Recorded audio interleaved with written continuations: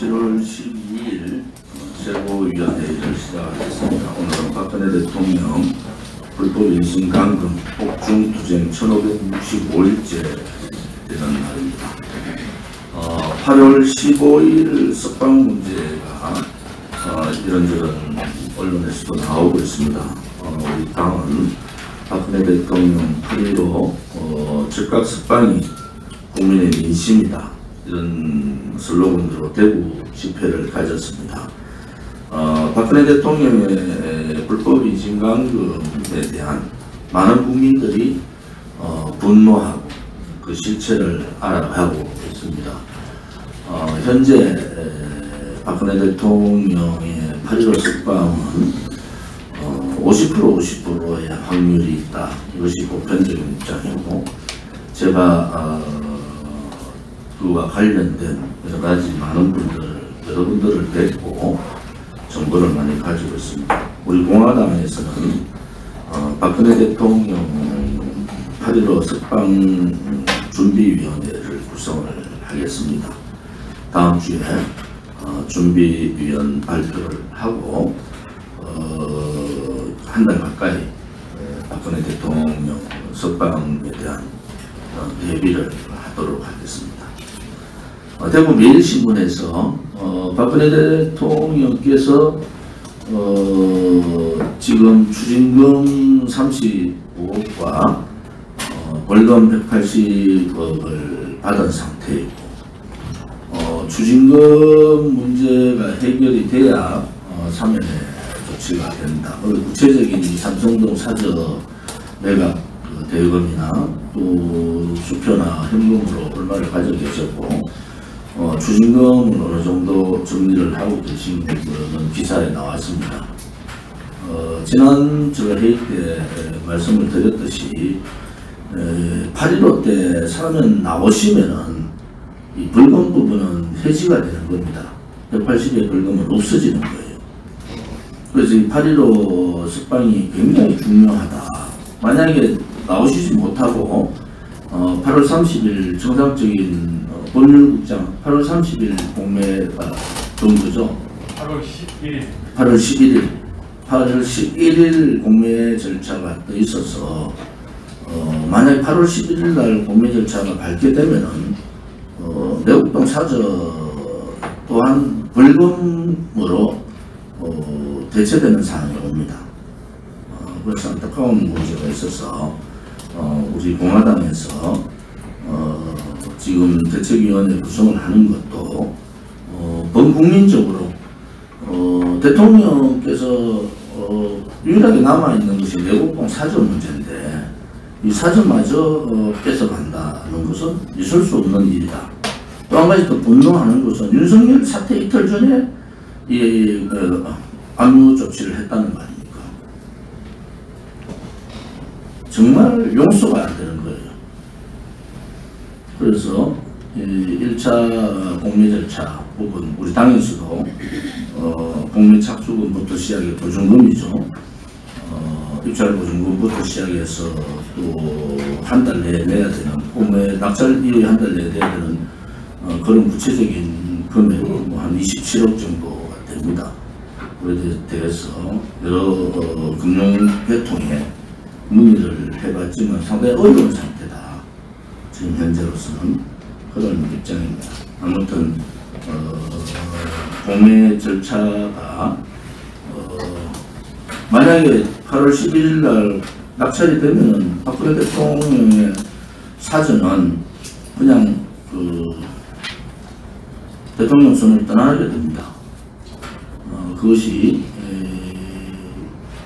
예를 들어서 벌금 180억 중에 일부를 그 돈으로 대체해야 되는 그런 상황이 오기 때문에 다음 한 달 전부터 이 문제에 대해서 깊숙이 일정을 조정을 하고 또 나름대로 그 대체 방안을 좀 세우고 뭐 이렇게 있다는 것을 말씀을 드리고요. 그 부분에 대해서 좀 더 고민을 하고, 답답한 것은 은행의 잘못은 낙찰된 물건을 담보로 대출을 4군데 알아봤는데 뭐 대출 못 해주겠다는 통지를 다 받아. 그것도 사실이다. 이런 말씀을 드리겠습니다. 결론은 뭐냐? 박근혜 대통령께서 아무튼 8월 15일 이 국민들과 함께 할 수 있는 그러한 적극적인 석방이 국민의 민심이다라는 것을 우리는 분명히 말씀을 드립니다. 이승만 건국 대통령 서거 56주기 원래 7월 19일 다음 주 월요일인데 수도권 거리두기 4단계로 인해서 어제 이화장에서 건국 대통령 실질적인 그 혁명가시죠. 봉건체제에 저항했던 혁명가시고 공산주의 전제체제에 저항했던 혁명가시고 사회주의가 아니라 민주주의 사회로 자유민주주의 나라로 만들어야 됐다는 건국을 이루신 혁명가십니다. 어제 여러 많은 분들이 오셔서 추도식을 거행을 했고 그 추도식에 저도 이성호 최고와 같이 참석을 했습니다. 안타까운 것은 추도식에 얼굴을 보여야 하는 그러한 국민의힘의 지도부는 한 명도 없었다는 겁니다. 그냥 좋아하나 들렁 보내고는 그 면피하는 그런 모습을 보고요. 또 지금 대통령 후보로 거론되는 보수의 대통령 후보로 거론되는 사람 누구도 참석하지 않았다는 겁니다. 이 건국 대통령의 역사를 지키고 또 올 경명과 구국의 박정희 대통령의 역사를 지키기 위해서 박근혜 대통령 정부 때 역사 바로 세우기 라는 교과서 국정교과서 채택 문제는 왜 그분이 그렇게 하려고 했던가. 좌파 정권 들어오고 나서 우리는 절실하게 느끼고 있는 겁니다. 실질적으로 그분이 가고자 했던 일이 옳았던 일이고 소위 자유민주주의 체제, 반자유민주주의 체제 세력들이 들어오면서 체제 침탈, 경제, 자유경제 침탈을 뛰어넘어서 역사를 뒤바꾸려는 그러한 자들의 행위가 공공연히 일어나고 있지 않습니까? 백선엽 장군께서 돌아가신 지 1주기에 우리 공화당은 대구 집회가 있음에도 불구하고 오전 8시에 대전 현충원을 참배했습니다. 현충원 참배를 마치고 성명서를 통해서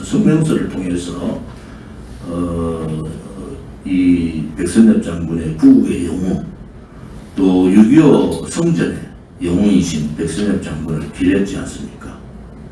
그 자리에도 보수 후보자 한 명도 없었습니다. 또 다보동에서 역대 한미 사령관들께서 모이셔서 공식적인 행사를 했는데도 그 행사를 주최해야 될 국가보훈처처장은 참석하지 않았습니다. 수 국방부 장관은 인사말에서 다보동 전투의 성전에 대한 말 한마디를 꺼내지 않았습니다. 이것이 대한민국의 현실입니다. 그래서 우리 공화당은 이승만 건국 대통령의 정신, 박정희 구국 대통령의 정신, 박근혜 자유통일 대통령의 정신과 또 우리를 지켰던 자유민주주의 체제를 지키기 위해서 그렇게 몸바쳐 국가를 위해서 충성하셨던 백선엽 장군이나 그러한 분들에 대해서 우리 공화당만이라도 잊어버리지 말고 챙겨보자 하는 그런 뜻을 지니고 있습니다. 또 우리의 참 군인이시고 참 애국자이신 최영석 대령님께서 돌아가셨습니다. 그래서 저희들이 영면하사 하시기를 비는 마음에서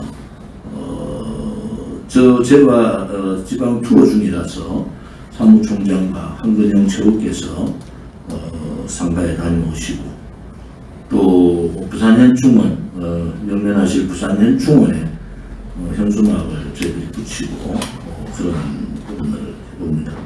정석 대령님께서 참 군인이시고 참 애국자이듯이 그분들의 유가족 또 가족 자제분들도 참 애국자이기를 저는 기대해 봅니다. 수도권 거리두기가 4단계로 오늘부터 실시됩니다. 수도권 거리두기 4단계를 통해서 그들의 무능한 방역 시스템, 백신 미확보, 치료제 문제, 치료제에 대한 거짓 이런 것이 적나라하게 드러났지 않습니까?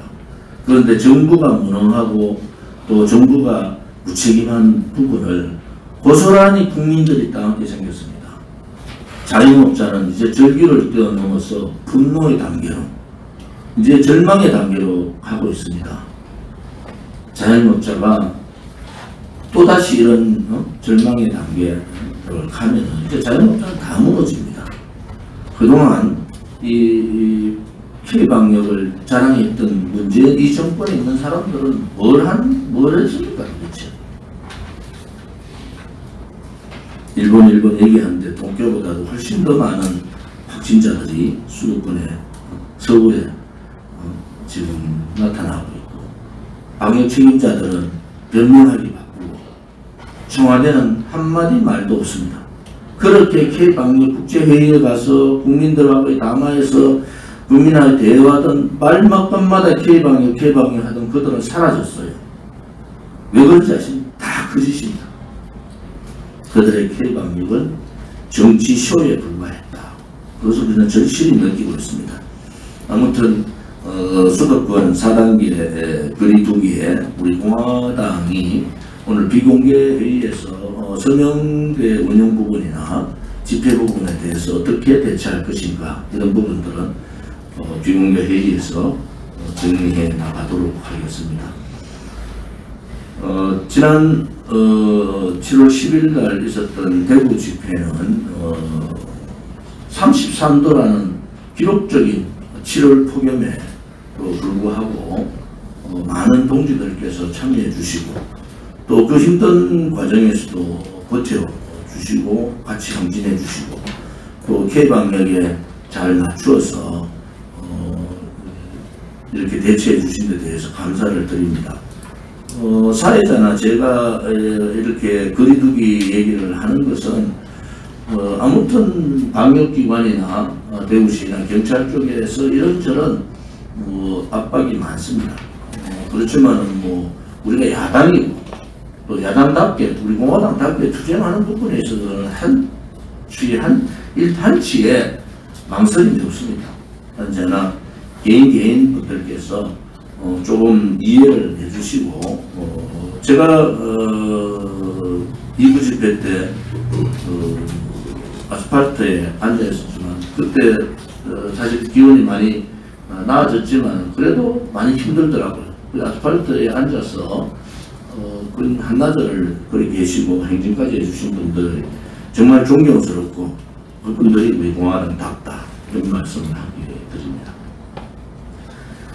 지금 소상공인들이나 직접 생산에 종사하시는 그 다음에 경영주, 사업주분들, 또 자영업자분들 저희들이 조진과 함께하는 희망배달을 다니면서 많은 분들의 목소리가 저희들을 아프게 합니다. 그것은 최저임금 인상과 주 52시간 근로제 실시입니다. 그분들의 공통적인 생각은 최저임금 인상을 통해서 아르바이트 청년들이나 또 일을 하는 일반 사람들의 일자리가 거의 반으로 줄어버렸다. 왜? 본인들 스스로가 일하는 사람을 둘 수 없는 상태고 이제는 가정 자영업으로 가족 자영업으로 변화하는 상황들이 왔고 그 일자리가 그냥 명목상에 돈을 풀어서 실거 일자리나 단기 일자리로 국민들의 눈을 속이고 있는 이러한 현실을 보면서 정말 이 정부는 정말 나쁜 정부이다. 청년들의 알바 일자리까지 다 뺏어버리는 최저임금 인상 제도는 지금 노동계에서는 10,000원도 넘어서 14,440원을 요구를 하고 있고, 또 경영계에서는 8,740원을 얘기하고 있는데, 저는 우리 공화당은 이미 이 최저임금의 동결을 우리가 지난 총선 때 이미 발표를 했고요. 또 이 최저임금의 동결이 지금 경제의 밑바닥에 움직이는 서민들이나 자영업자들의 목소리와 동일하다는 겁니다. 이제 자영업자들이 드디어 본인들의 목소리를 내기 시작했거든요. 그래서 이 최저임금에 대한 동결 문제와 52시간 근로제 5인 이하 사업장에 대해서도 적용을 하는 이 7월 달에 52시간 근로제는 전면 폐지돼야 된다. 52시간 근로제를 통해서 기업주도 제대로 된 경영을 하지 못하고 사업장마다 진짜 아픈 목소리들이 나오는 겁니다. 일을 더해서 돈을 더 벌어서 우리 초중고등학교 학생들에 대한 교육이라든지 이런 부분을 해야 되는데 일을 못하게 하는 상황을 만들어버렸단 말이에요.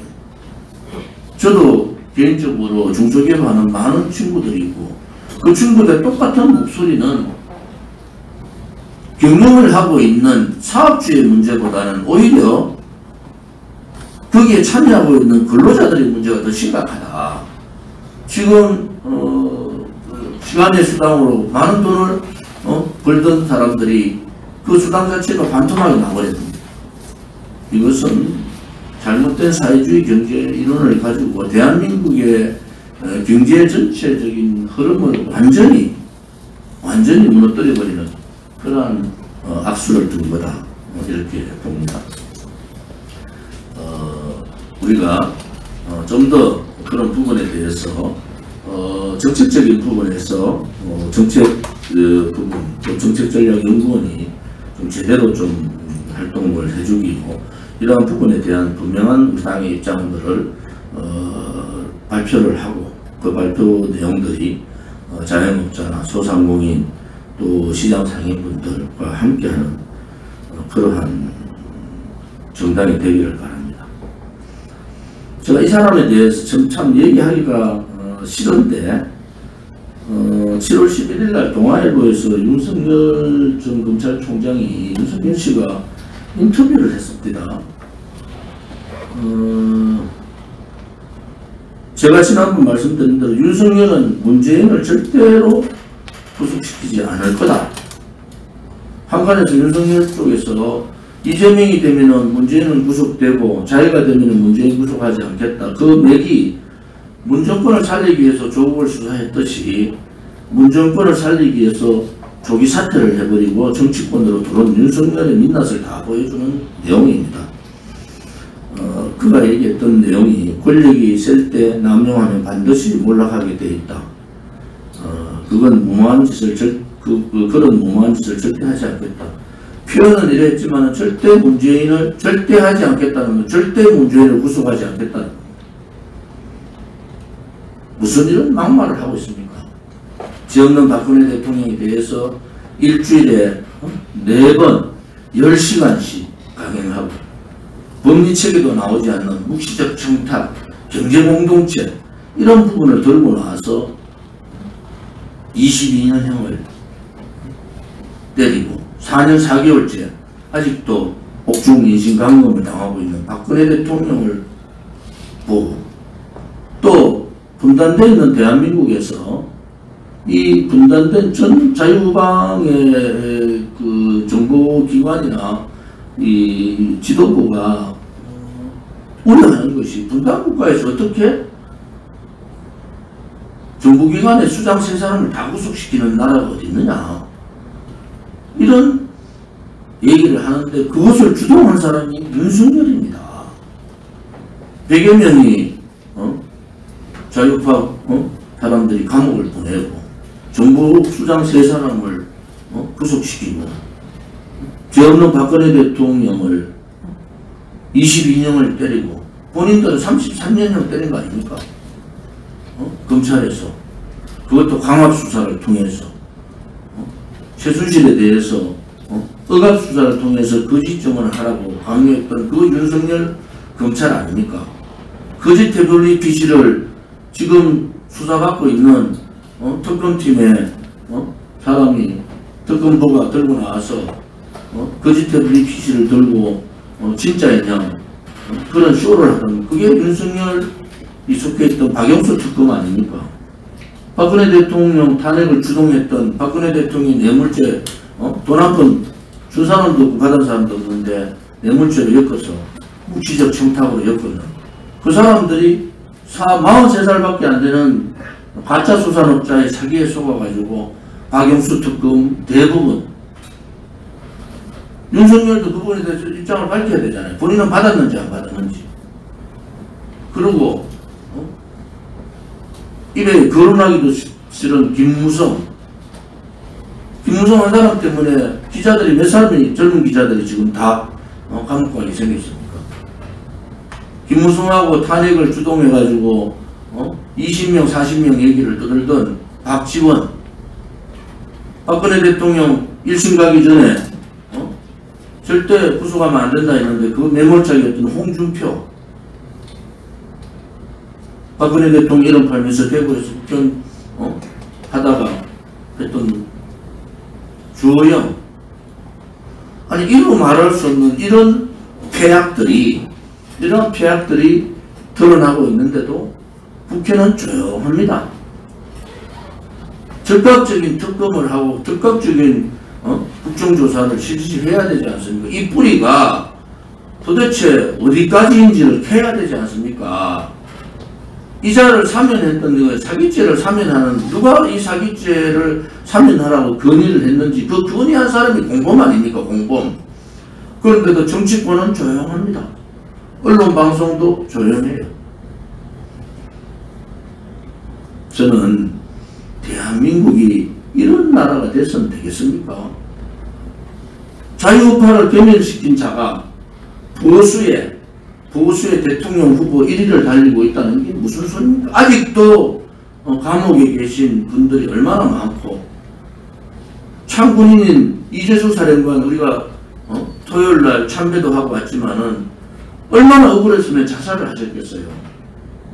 저하고 자살하기 3일 전에 통화를 하면서 우리 공화당이 참 옳은 일을 하는데 본인 여러 가지 입장 때문에 참여를 못한다는 입장을 밝히고 지금도 그분의 동생이 가끔 연락을 주시면서 현충원 참배를 통해서 기억해 주셔서 감사합니다라는 이런 입장을 밝히고 얼마나 많은 사람이 고통에 죽어갔습니까? 그런데 그 장본인이 문재인 정권의 망나니 춤을 정권 유지를 위한 망나니 춤을 촛불 쿠데타를 정당화하고 권력 차탈을 정당화한 그런 일을 했는 것이 윤석열입니다. 동아일보 인터뷰를 보면서 제가 기겁을 하겠습니다.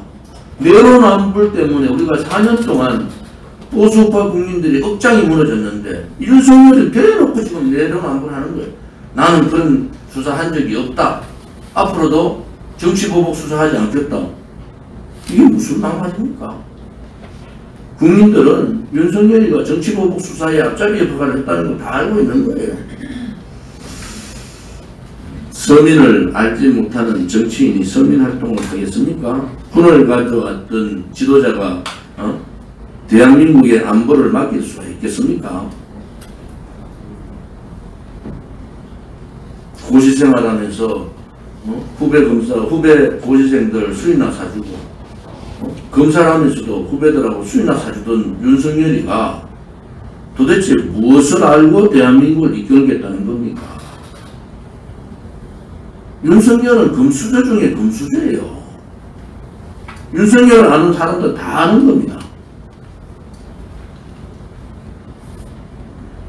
정권 교체를 위해서는 그 정권 교체를 하는 도덕성, 도덕성이 바탕이 돼야 됩니다. 정권 교체를 하는데 기본적인 체제에 대한 확신이나 기본적인 선과 악의 구분이 없는 도덕성이 바탕이 되지 않으면 정권 교체를 하면 무슨 의미가 있습니까?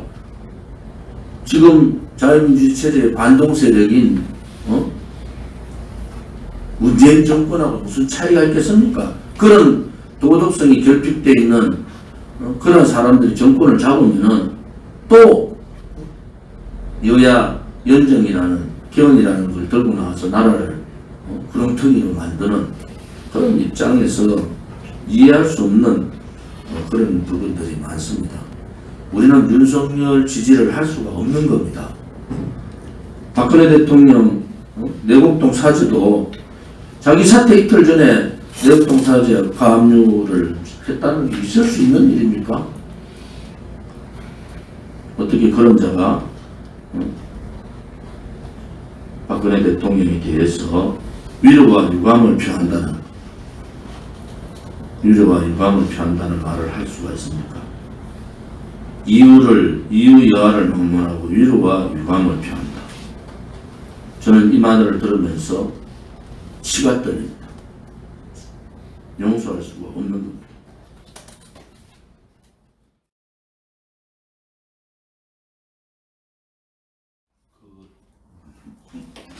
수도권 거리두기 4단계 아무튼 저희들이 어떻게 대처할 건지는 진행될 때 하겠습니다.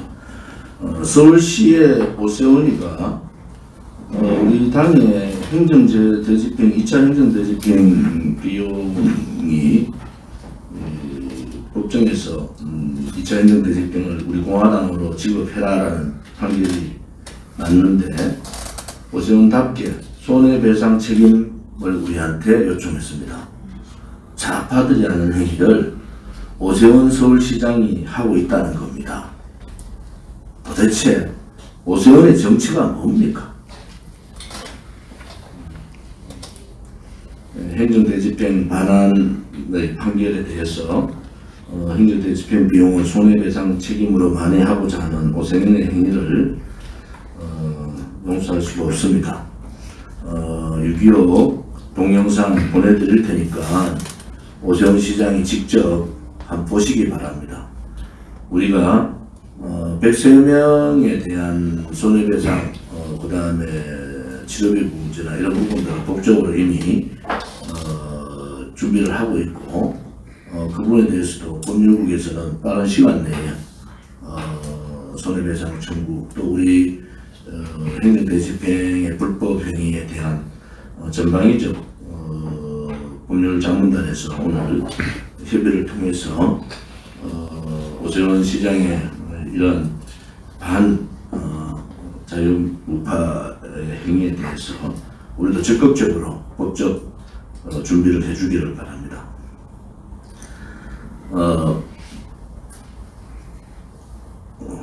대전시당 문제는 제가 오래전부터 한 2년 전부터 얘기를 했고 많은 분파가 있었고 가장 중요한 것은 서병대 운영이 잘 안 되기 때문에 대전시당 운영 자체가 거의 무너져 버렸고요. 우리가 1년간 6개월간 대전시당 내부에서 열심히 해준 분이 몇 분이 계시지만은 서병대 운영이 거의 안 되고 그 통계를 가지고 제가 여러 번 시당위원장한테 요청을 했고 했는데 현재 대전시당에는 상권자가 없을 뿐 아니라 대전시당 문이 닫혀 있습니다. 대전시당이 언제부터 문을 닫았는지 이 부분에 대해서도 우리는 심히 우려를 표합니다. 지난 월요일 회의 때나 수요일 회의 때 현충원 백선엽 장군의 일주기 워낙 중요하고 수요일 날 대전시당으로 현수막 3장을 보냈는데 대전시당에 사람이 출근뿐만 아니라 문이 닫혀 있으니까 그 자체를 확인조차 못하는 사태가 벌어졌고 결국은 현수막을 못 거는 사태가 벌어진 겁니다. 박태호 대전시당 위원장을 대전시당 운영과 사적 문제로 보직 해임합니다. 외국정책전략연구원과 정책위 부분, 정책위를 폐지하겠습니다. 오늘 사전 최고위원회에서 논의를 했고, 외국정책전략연구원의 이 정책 전략 기능, 특히 정책 기능을 강화하고 원장님과 의논을 하겠습니다. 빠른 시간 내에 외국정책전략연구원 이사회, 제가 의장이니까요, 이사회를 소집해서 제 개인 생각으로는 경제전문가를 수석 부연구원장으로, 그 연구원장 밑에 수석 부연구원장으로 경제전문가를 영입을 해서 외국정책전략연구원의 이 정책 기능을 강화해서 연구원으로서의 역할을 제대로 할 수 있도록 하도록 하겠습니다. 정책전략연구원에 담당할 수 있는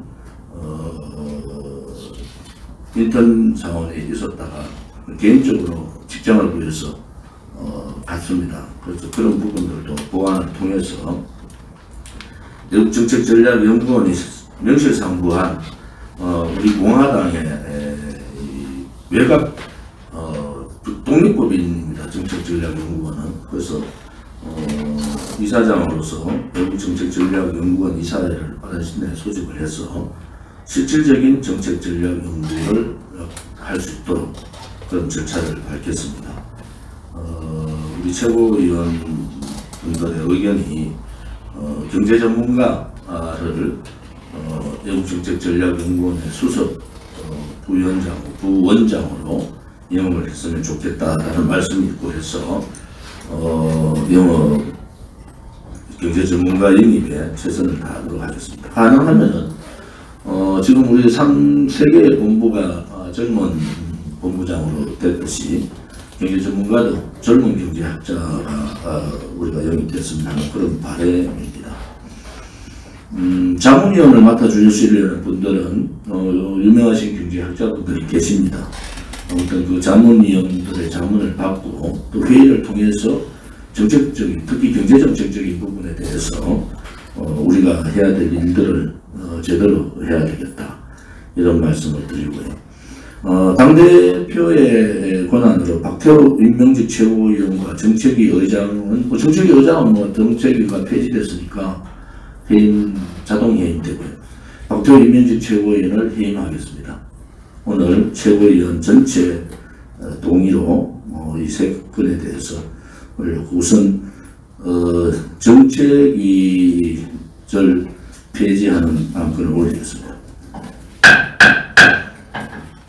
사전 최고위원 회의와 오늘 몸이 아파서 못 나온 황근영 최고위원까지 동의를 받아서 정책위를 폐지하고 실질적인 정책위 업무를 연구원에서 경제 전문가를 상근시키면서 그렇게 하도록 했습니다. 이 없으시면 통과하도록 하겠습니다. 박태호 최고위원 임명직 최고위원에 대한 임명은 당대표의 고유 권한이니까 그것은 오늘 발표로서 가름하겠습니다. 대전시당 위원장은 조만간 대전시 당원분들과 협의를 통해서 대전시당 위원장의 임명 절차를 밟도록 하겠습니다. 여러 번에 걸쳐서 대전시당 걱정을 했고 대전시당 당원들하고 제가 직접 소통을 통해서 개선 방안을 많이 했습니다만, 아무튼 대전시당 위원장에 대한 부분은 박태호 시당 위원장이 먼저 사임 의사를 밝혔고 그것을 수용함과 동시에 대전시당 위원장 보직 해임을 하겠습니다. 다시 한번 말씀드리면은 외국정책전략연구원의 정책 기능과 특히 경제정책 기능을 강화하도록 이렇게 하고, 외국정책전략연구원의 이사회를 조만간 빠른 시간 내에 이사회 소집을 해서 연구원 활성화와 정책 기능 강화, 또 경제 전문가 영입, 이런 부분에 대한 논의를 외국정책전략연구원장님과 협의를 하도록 하겠습니다. 임명직 최고위원 박태호 최고위원을 해임하도록 하겠습니다. 나머지 당의 입장은 여러 가지 상황에 대해서 윤리와 형사적 처벌 문제까지 고려하고 있다는 것도 함께 말씀을 드립니다.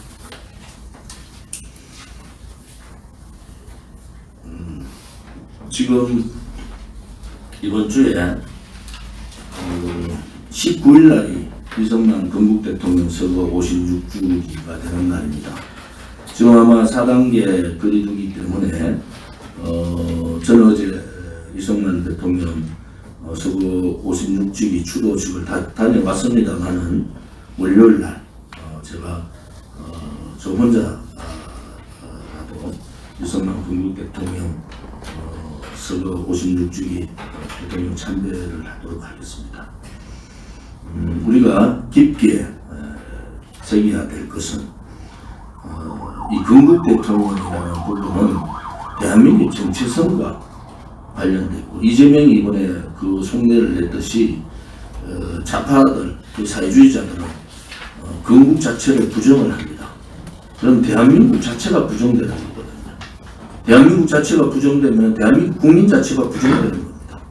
이러한 자들이 권력을 잡고 4년 동안 또 앞으로 1년 동안 한 10개월 더 권력을 잡았을 때 우리는 참혹함을 받지 않습니까? 만약에 다음에 이러한 상황으로 권력 재창출을 좌파들이 한다면은 정말 참혹한 상황이 된다. 우리 공화당이 고민하는 부분이 그겁니다.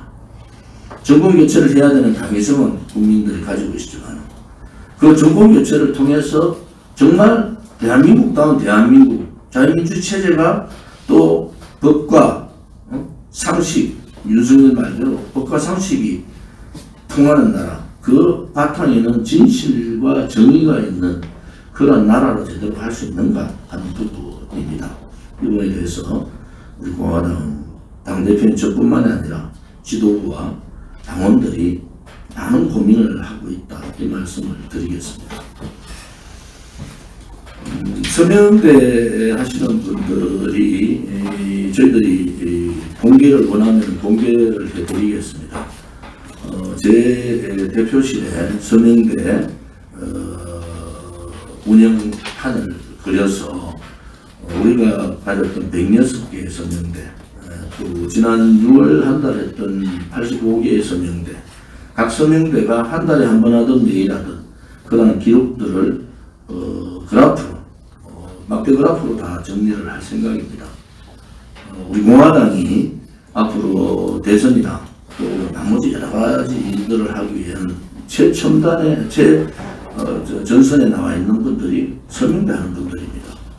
여러분들이 1만 명이 서명대 하면은 그 100배, 그 1000배, 1000만 명이 서명대를 보는 겁니다.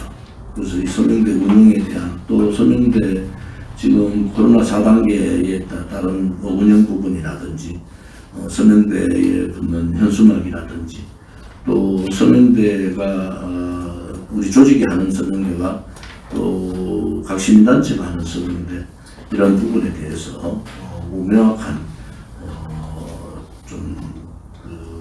규칙과 원칙이 좀 서야 되겠다, 이런 말씀을 드리겠습니다. 아무튼 서명대가 하지 않으면은 참혹한 상황이 옵니다. 결국 서명대 활성화를 못하면서 시도당이 어려운 상황으로 오고 있는 것도 사실이라는 하는 말씀을 드리겠습니다.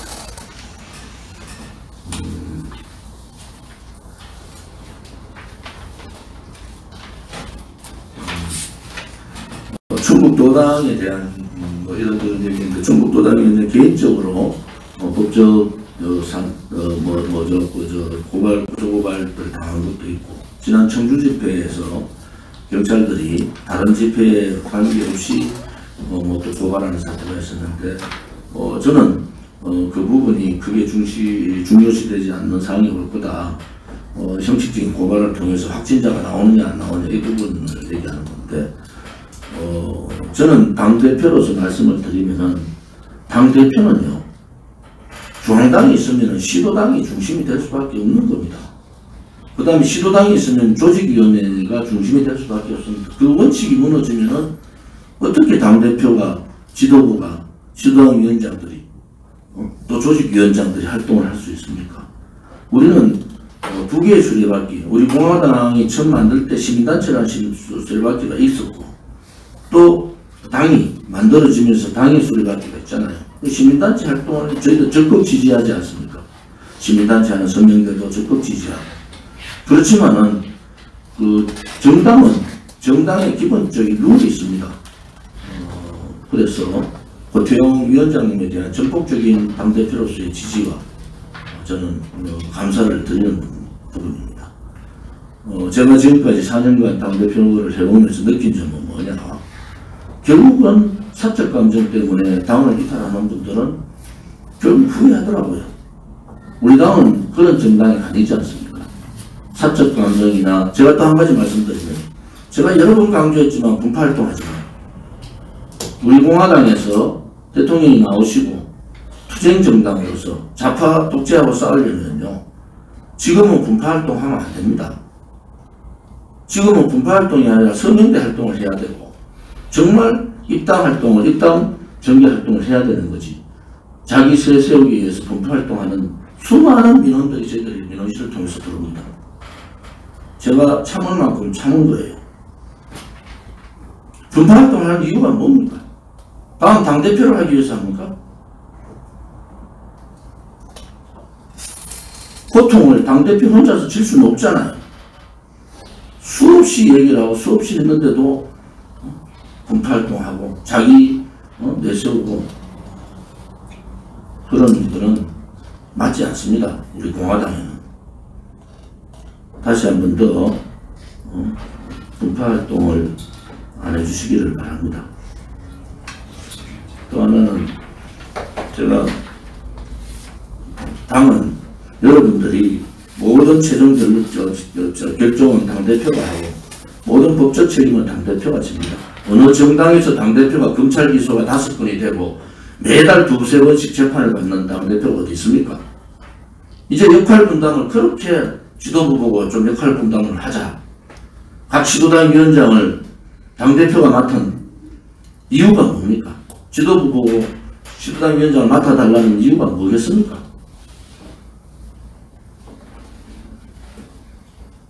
법적 책임도 당대표가 다 지고 재정적 책임도 당대표가 다 져야 되고, 어느 정당 역사에서 당대표가 당에 돈 한 푼도 안 쓰는 당대표가 어디 있습니까? 4년 동안.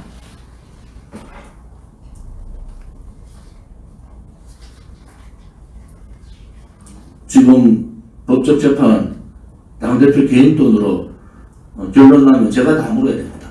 재판 비용, 변호사 비용. 그럼에도 참고 있는 것은 이 나라가 망해가기 때문에 그런 겁니다. 개인적인 이익을 위해서, 개인적인 뭐를 위해서 하지 말라는 소리예요.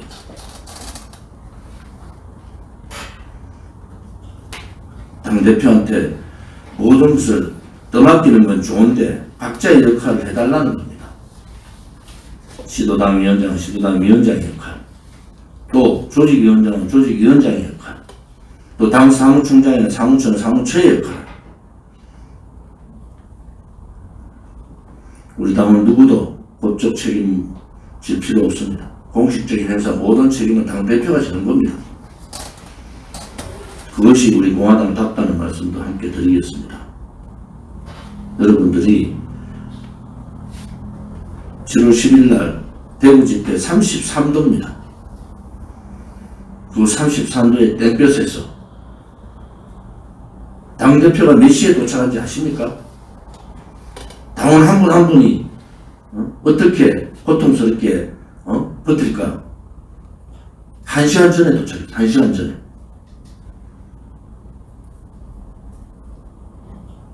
여러분들이 느낄 날이 있을 겁니다.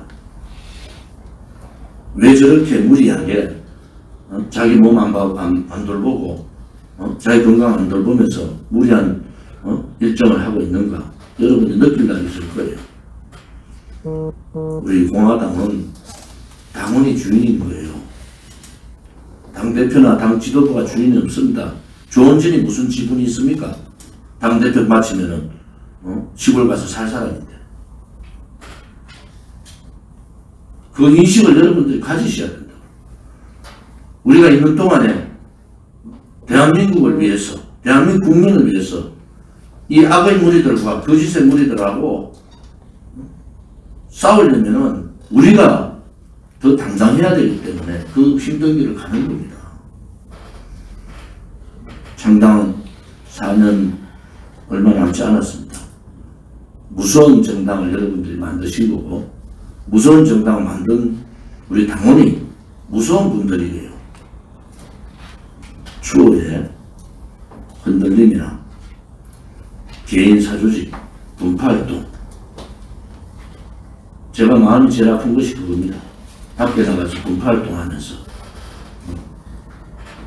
실질적인 활동을 안 하면서 밖에서 사람들 만나서 이러쿵저러쿵 얘기하는, 또 우리 당원들이 얼마나 애국심, 매당심이 많습니까? 그것을 이용해가지고 사기치려는 자들.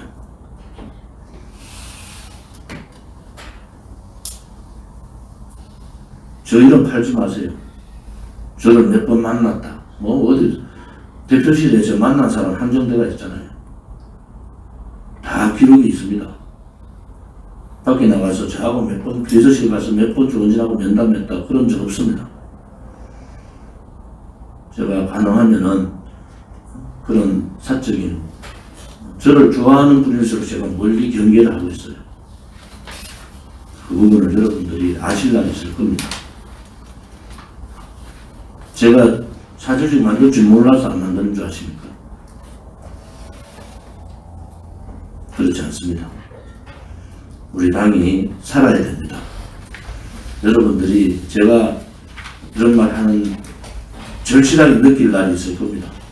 당이 우리네 교섭단체가 되고 수권정당이 될 때, 그때 조원진이가 그때 고생했구나, 그 한마디 하면 되는 겁니다. 제가 무슨 뭐 당원들한테 보상을 받기 위해서, 제가 무슨 정치적으로 뭐 보상을 받기 위해서 하지 않습니다. 그렇게 제하게 살아보지 않았어요. 그런 입장을 좀 말씀을 드리겠습니다.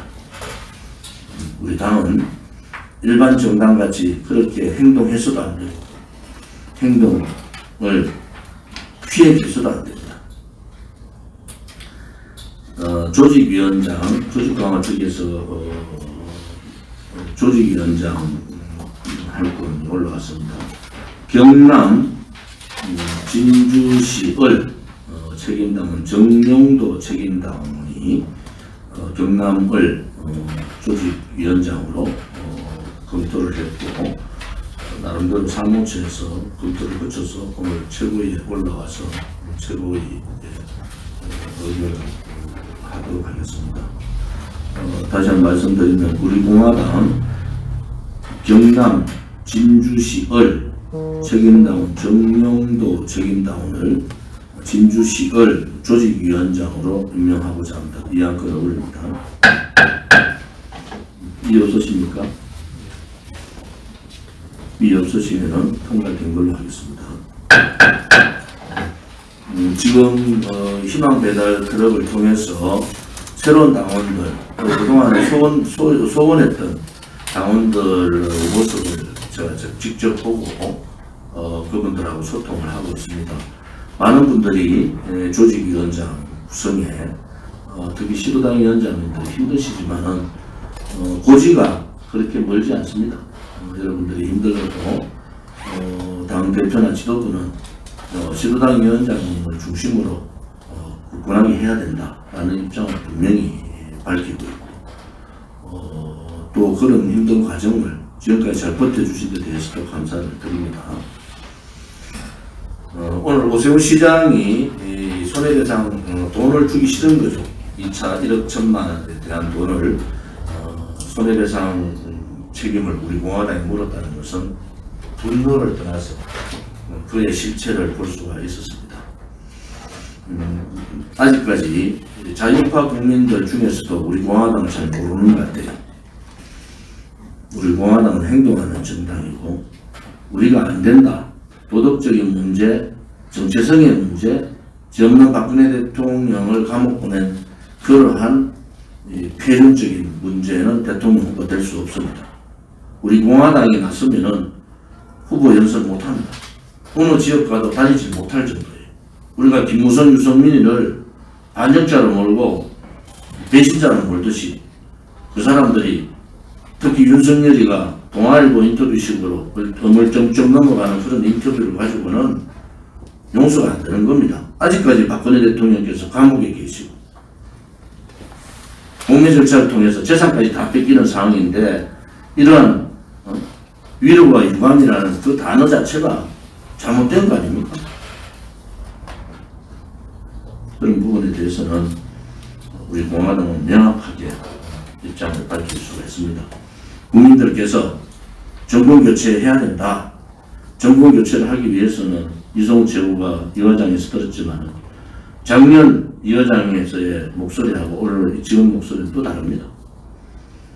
정권 교체를 해야 되는데 누구로 할 거냐. 도대체 이 나라가 다 이렇게 나라의 정체성이 다 무너졌는데 어정쩡하게 문재인하고 대강 손잡고 그냥 가겠다는 그런 사람으로 정권 교체해서 되겠습니까? 그것은 제2의 문재인 정권이 당만 바꿔버린 상태다. 이렇게 보기 때문에 저는 수용할 수가 없는 겁니다. 비공개 회의로 전환하겠습니다.